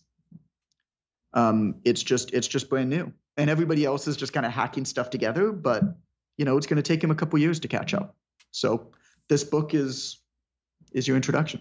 All right. Very cool. Well, Jon, I just want to say thanks for coming on, first of all, and giving us extra time. Guys, I wasn't expecting to go this long, but just complete so many knowledge bombs just dropping the whole time. I really appreciate this. So remember, everybody, we're going to have that link to the YouTube video on the site, on my page. And then we're also going to give you an opportunity to get the book, Online Training, the Wealthy Fit Pro's Guide to Online Training. And I'm going to have a link to that challenge too, because I want you to do the challenge as well, because I think it's going to be something, I'm doing it too. So Jon, thanks so much for coming on. You got it, buddy. Thanks for having me. All right, that's going to do for episode 290 of the Strength Coach Podcast. Remember, you can try strengthcoach.com out for 3 days, just $1. You'll have access to all the articles, videos, and programs, as well as the best forum on the net. It's the only place to have full access to Coach Boyle. He's on every day. To access that offer, go to strengthcoach.com. Click the Join Now button to get started on your trial. Special thanks to Chris Parrier and the folks over at Perform Better. Remember, the free summer seminar series, 67 top pros in the industry, including me, August 24th. Live presentations, Q&A sessions, all via Zoom. Check it out at performbetter.com. Thanks to Coach Boyle and Jon Goodman for sharing their insights and philosophies into the world of strength and conditioning, performance enhancement, and online training. Remember, go to continuefit.com to get a copy of Jon's book that we're giving away for free. Just have to pay for the shipping and join the challenge. I'm telling you guys, this is the way to go. You got to get with this. You just got to jump into it. Thanks to Adam Doughty, Tim Robinson, and Train Heroic. Remember, Coach Boyle and I use Train Heroic to deliver our online training. So with Jon's book, with this challenge, and Train Heroic, they got a free 14-day trial. Guys, put it together. go to trainheroic.com, get going. Alan Cosgrove and Results Fitness University, the business of fitness segment. Check them out at resultsfitnessuniversity.com. Eric Tagati and Functional Movement Systems. Check them out at functionalmovement.com. My name's Anthony Arena. Don't forget show notes at continuefit.com. Thanks again, and I'll speak to you next time.